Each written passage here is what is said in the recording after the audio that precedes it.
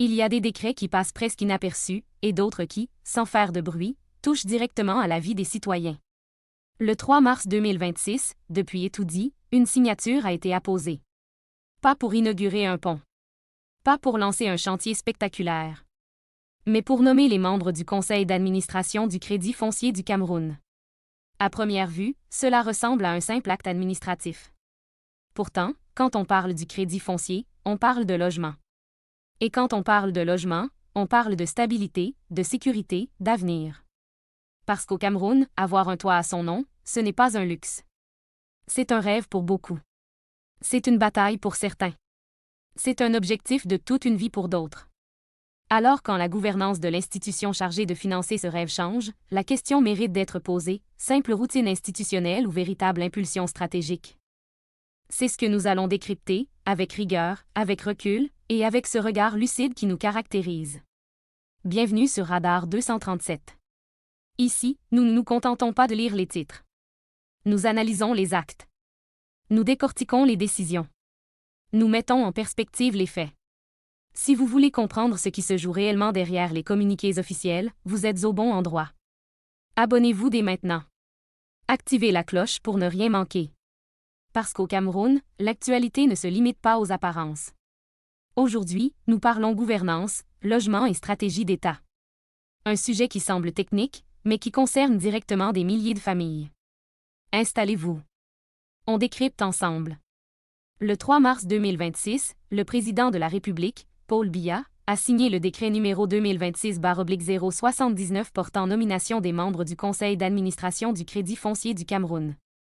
Ce décret s'inscrit dans le cadre de la loi de 2017 portant statut général des entreprises publiques. Il ne s'agit donc pas d'un acte isolé, mais d'une application des règles encadrant la gouvernance des institutions publiques stratégiques. Le Crédit foncier du Cameroun, créé en 1977, occupe une place particulière dans l'architecture économique du pays. Sa mission est claire, contribuer au financement du logement social et faciliter l'accès à la propriété immobilière. Dans un contexte marqué par une urbanisation rapide, une pression foncière croissante et une demande importante en logement décent, cette mission prend une dimension centrale. Le logement n'est pas seulement une question de murs et de toiture. C'est une question de stabilité sociale. C'est un facteur de sécurité pour les familles. C'est aussi un moteur économique, parce que le secteur immobilier mobilise des entreprises, des artisans, des fournisseurs, des banques. Ainsi, chaque décision touchant à la gouvernance du crédit foncier dépasse le cadre interne de l'institution. Elle s'inscrit dans une dynamique plus large, celle de la politique publique du logement.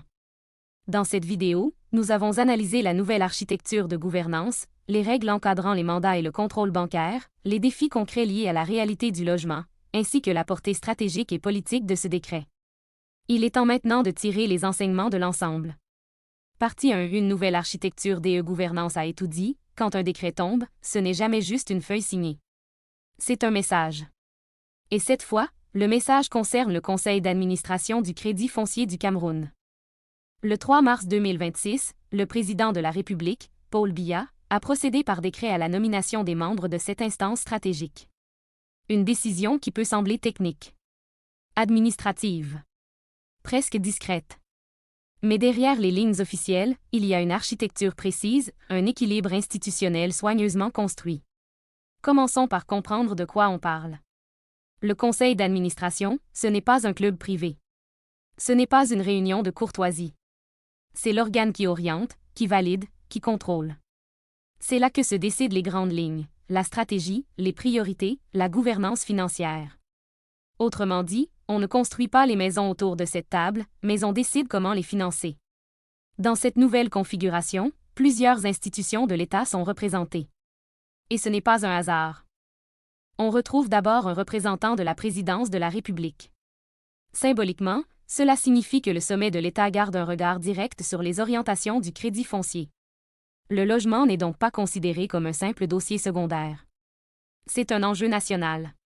À ses côtés, un représentant des services du Premier ministre.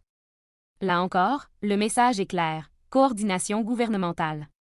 On ne parle pas seulement d'une banque spécialisée, mais d'un outil de politique publique.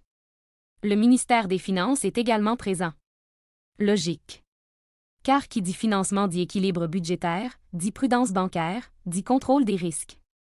Dans un secteur aussi sensible que le crédit immobilier, la rigueur financière n'est pas une option. Le ministère de l'Économie, de la Planification et de l'Aménagement du territoire est lui aussi représenté. Et là, on entre dans la dimension stratégique. Parce que le logement ne se pense pas isolément. Il s'inscrit dans la planification urbaine, dans l'aménagement des villes, dans la projection démographique. Construire sans planifier, c'est courir derrière les problèmes. Planifier sans financer, c'est rester dans les discours. On note également la présence du ministère des Domaines, du Cadastre et des Affaires foncières. Et ici, on touche à un point crucial. Au Cameroun, toute question immobilière finit tôt ou tard par rencontrer la question foncière. Titre, parcelle, sécurité juridique. Sans clarté foncière, pas de crédit solide. Sans sécurité juridique, pas d'investissement durable. La présence de ce ministère dans le Conseil n'est donc pas décorative. Elle est structurelle. 2 représentants siègent au titre de la Caisse nationale de prévoyance sociale, la CNPS. Ce détail mérite qu'on s'y arrête.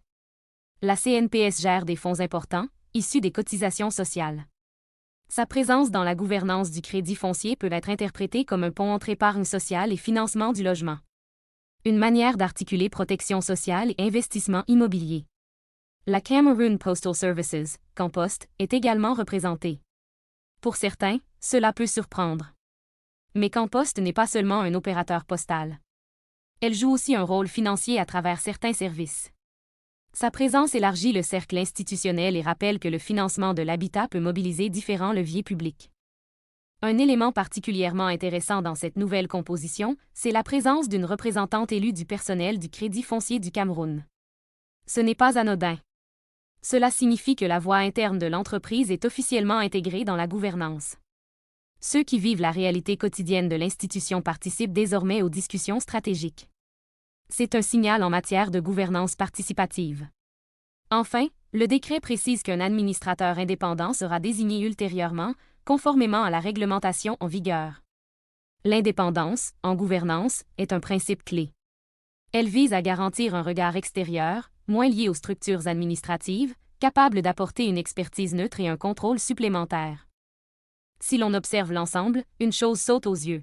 Cette composition reflète l'architecture institutionnelle de l'État camerounais. Présidence.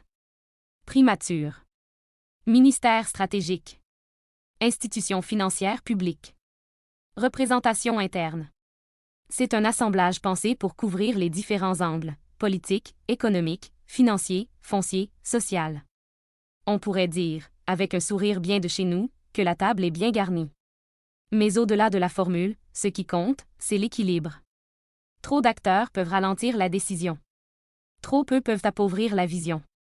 Le défi sera donc de transformer cette diversité en efficacité. Il faut aussi rappeler que cette nomination s'inscrit dans le cadre de la loi de 2017 portant statut général des entreprises publiques. Autrement dit, on n'est pas dans l'improvisation. Il existe un cadre légal qui définit la composition, les responsabilités et les règles de fonctionnement des conseils d'administration. La légalité est posée. La question reste celle de la performance. Car un conseil d'administration, aussi représentatif soit-il, ne produit des résultats que s'il fonctionne de manière cohérente. Il doit définir une stratégie claire. Contrôler l'exécution. Évaluer les risques. Garantir la transparence. Et surtout, anticiper. Dans le contexte actuel, le crédit foncier évolue dans un environnement exigeant, demande croissante de logements, pression urbaine, contraintes économiques. La gouvernance devient donc un levier essentiel. Ce n'est pas spectaculaire. Ce n'est pas visible comme un immeuble flambant neuf. Mais c'est structurant. On peut voir dans ce renouvellement une volonté de redynamiser l'organe de décision. De renforcer la coordination entre les différents piliers de l'État autour d'un objectif commun, améliorer le financement de l'habitat. Reste maintenant à observer comment cette nouvelle équipe travaillera ensemble. Comment les différentes sensibilités institutionnelles dialogueront. Comment les priorités seront définies. Car dans la gouvernance, tout se joue dans la capacité à transformer les textes en actions concrètes. En résumé, cette première étape pose les bases d'une architecture institutionnelle dense et représentative. Le décor est planté. Les acteurs sont désignés. Le cadre légal est clair. Mais une question demeure, et elle nous accompagne vers la suite. Une gouvernance renouvelée peut-elle réellement transformer la dynamique du financement immobilier au Cameroun? Partie 2 Mandat, règles et contrôles bancaires. Dans notre pays, on aime souvent parler des noms. Qui est nommé? Qui siège? Qui représente qui? Mais derrière les noms, il y a les règles. Et parfois, ce sont les règles qui disent le plus sur l'intention réelle d'une réforme. Dans le décret signé le 3 mars 2026 par le président Paul Biya, un point mérite une attention particulière, la durée du mandat des administrateurs du Crédit foncier du Cameroun. 3 ans. Renouvelable une seule fois. Cela peut paraître simple. Mais en gouvernance publique, rien n'est jamais anodin.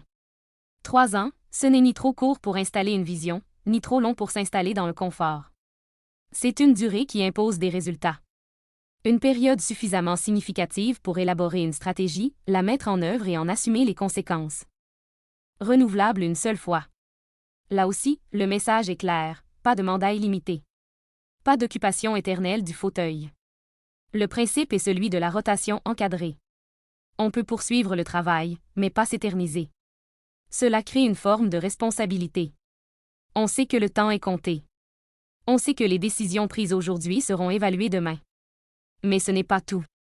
Le décret prévoit une disposition particulière pour les membres ayant déjà bénéficié d'un avis de non-objection de la Commission bancaire de l'Afrique centrale, la COBAC.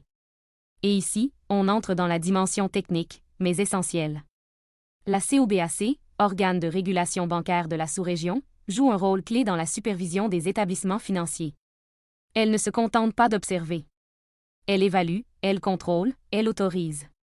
Lorsqu'un administrateur d'une institution financière doit exercer ses fonctions, son profil peut être soumis à l'appréciation du régulateur. Dans ce cas précis, le mandat des administrateurs concernés ne prend effet qu'à partir de la notification officielle de l'avis de non-objection de la COBAC.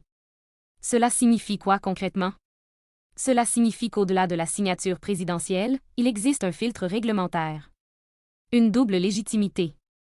La nomination politique, d'un côté. La validation prudentielle, de l'autre. Et dans le secteur bancaire, cette validation n'est pas un détail. On ne gère pas une institution financière comme on gère un simple service administratif. Il est question de dépôt, de crédit, de risque, d'équilibre financier. Un mauvais choix stratégique peut coûter cher. Très cher. Cette articulation entre décret national et supervision régionale montre que le Crédit foncier du Cameroun évolue dans un environnement normatif exigeant. Ce n'est pas une structure isolée.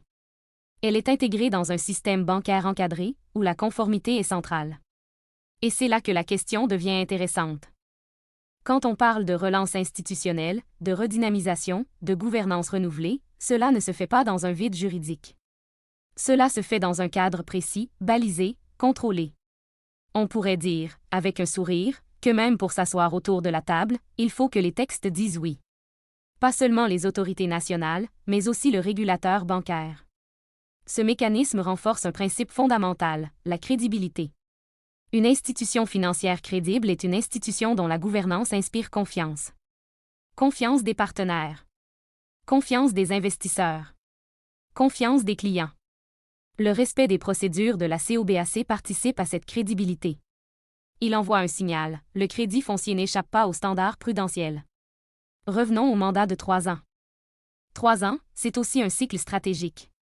Cela oblige le conseil d'administration à définir des priorités claires dès le départ. On ne peut pas passer 2 ans à réfléchir et 6 mois à agir. Le calendrier impose une discipline. Dans une institution comme le Crédit foncier du Cameroun, cela signifie fixer des objectifs mesurables, volume de crédits accordés, qualité du portefeuille, gestion des risques, partenariat, rentabilité, contribution au financement du logement social. Le mandat devient alors un contrat moral. Les administrateurs disposent d'un temps défini pour impulser une dynamique. Mais il faut aussi comprendre que le conseil d'administration n'est pas dans la gestion quotidienne. Il ne distribue pas directement les crédits. Il ne traite pas les dossiers individuels. Il fixe les grandes orientations, contrôle la direction générale, valide les budgets, surveille les indicateurs clés. Son efficacité dépend donc de 2 éléments, la clarté de la stratégie et la qualité du contrôle. La limitation du renouvellement à une seule fois introduit une autre dimension, l'évaluation. Avant tout renouvellement, il faudra apprécier le travail accompli. Les textes ne parlent pas d'automaticité. Ils parlent de possibilité. Et possibilité signifie appréciation. Autrement dit, le mandat n'est pas un droit acquis. C'est une responsabilité à justifier. Ce cadre juridique s'inscrit dans la logique plus large de la loi de 2017 sur les entreprises publiques.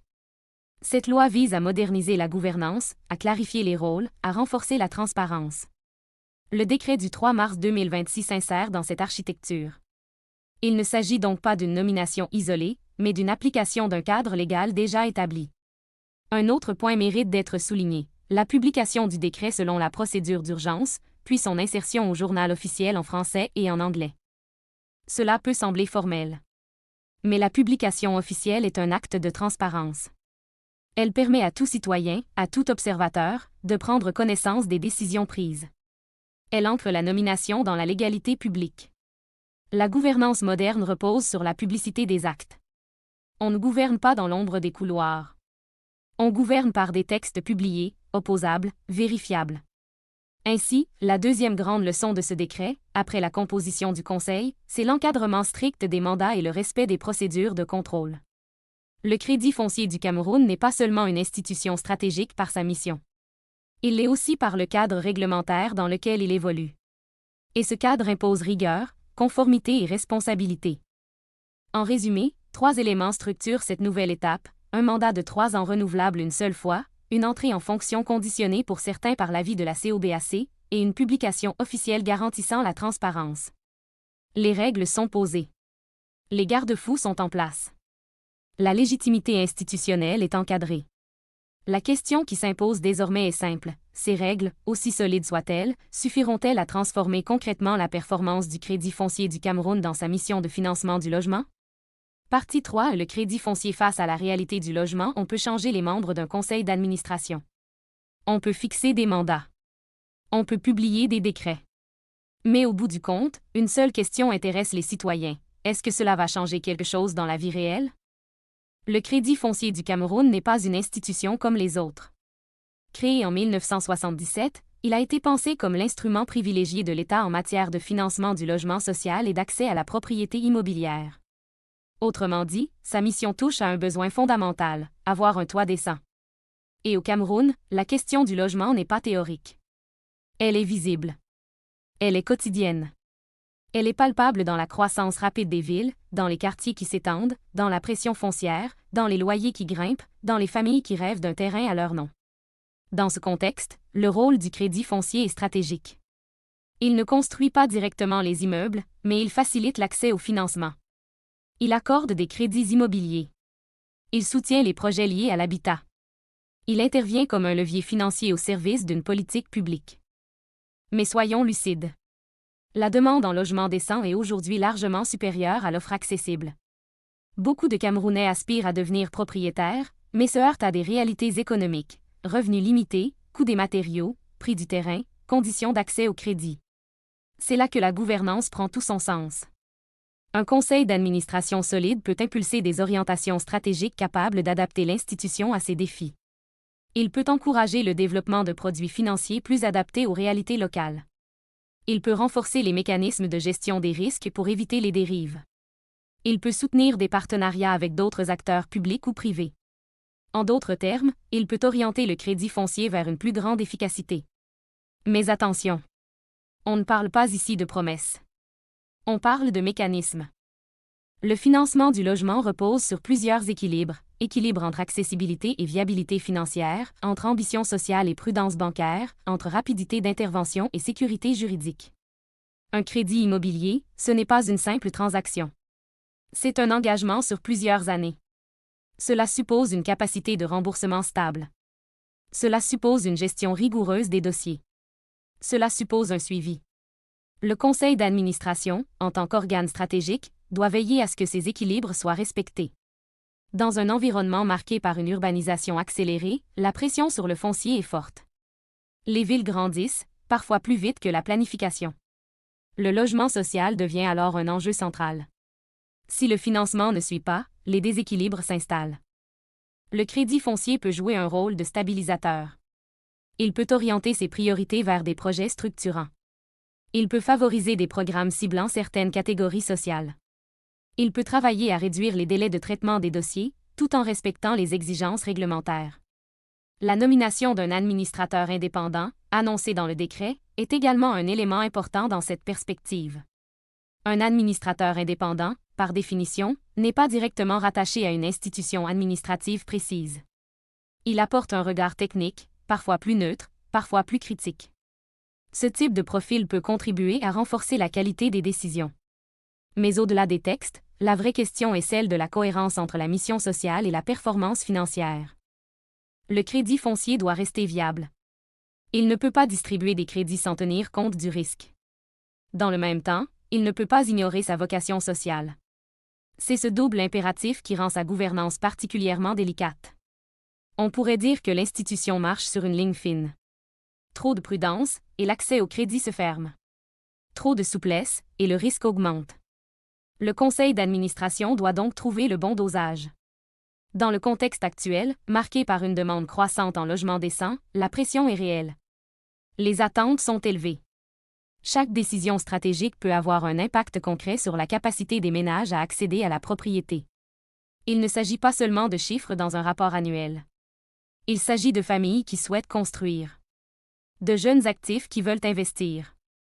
De fonctionnaires qui aspirent à sécuriser leur avenir. De retraités qui cherchent à consolider leur patrimoine.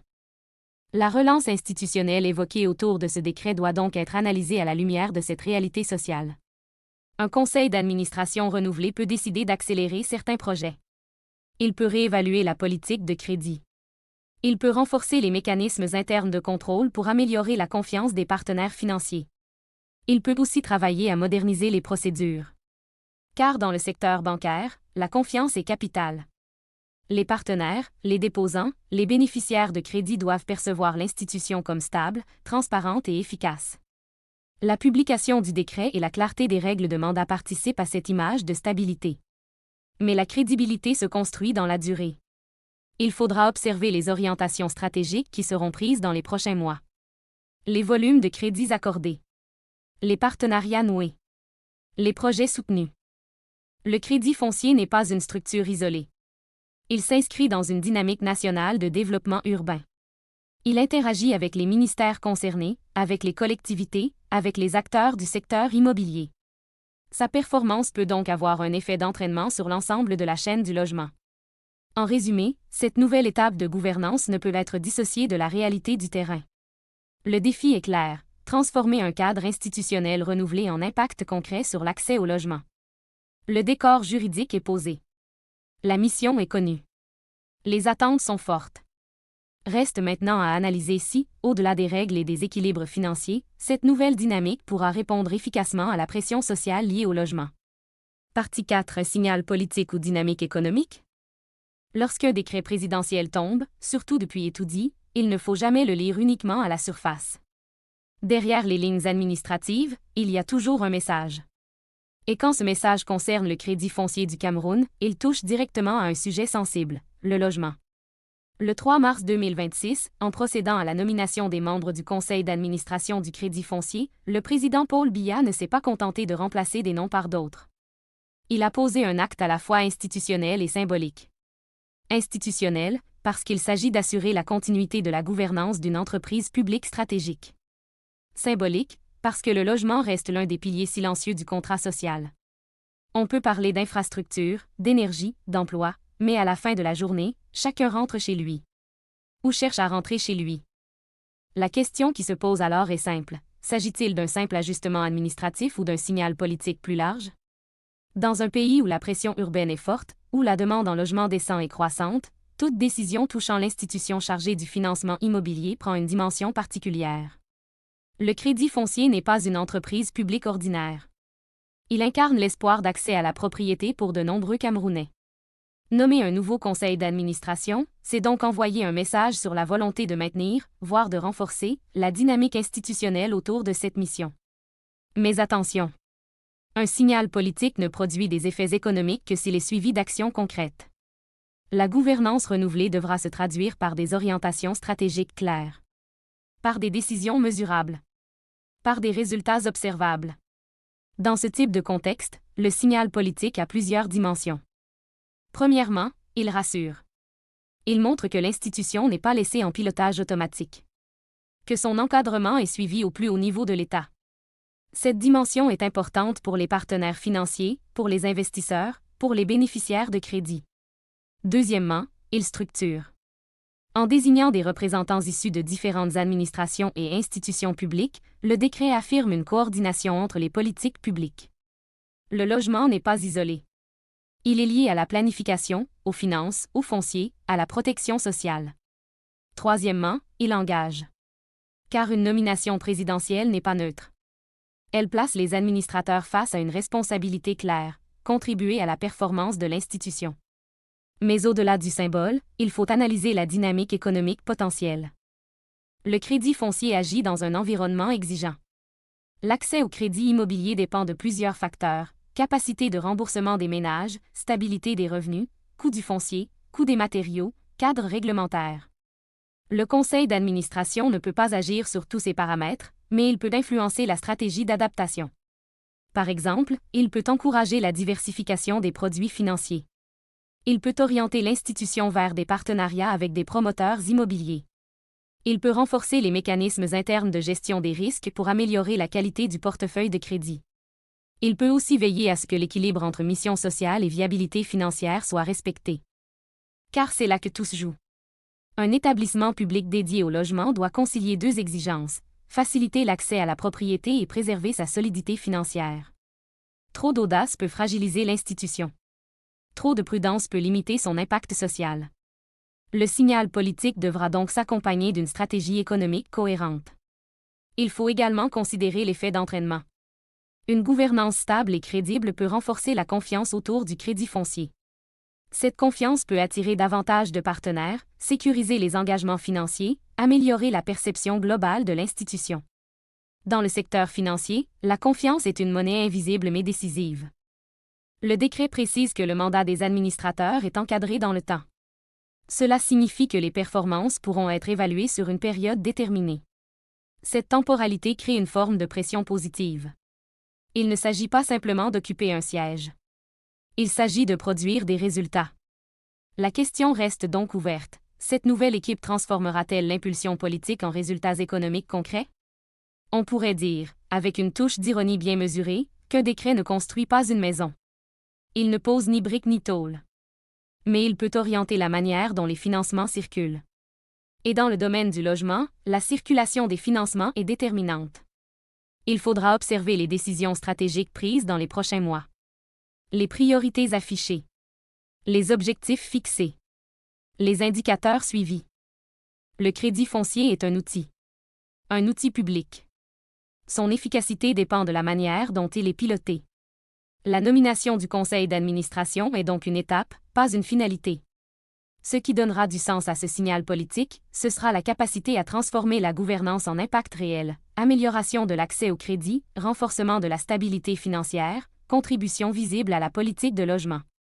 En définitive, cette quatrième dimension du décret nous invite à dépasser la lecture administrative pour entrer dans une analyse stratégique. Le signal est envoyé. Le cadre est posé. Les acteurs sont désignés. La suite dépendra des choix qui seront faits autour de la table du conseil d'administration. Et c'est précisément cette capacité à transformer une décision politique en dynamique économique durable qui déterminera la portée réelle de ce décret. Nous arrivons ainsi au moment de tirer les enseignements globaux de cette séquence institutionnelle et d'en mesurer les implications pour l'avenir du financement du logement au Cameroun. Au final, que retenir de cette séquence institutionnelle? D'abord, qu'il s'agit d'un acte formel, encadré par la loi, visant à renouveler la gouvernance d'une institution publique stratégique. Rien d'illégal, rien d'improvisé. Le cadre juridique est clair.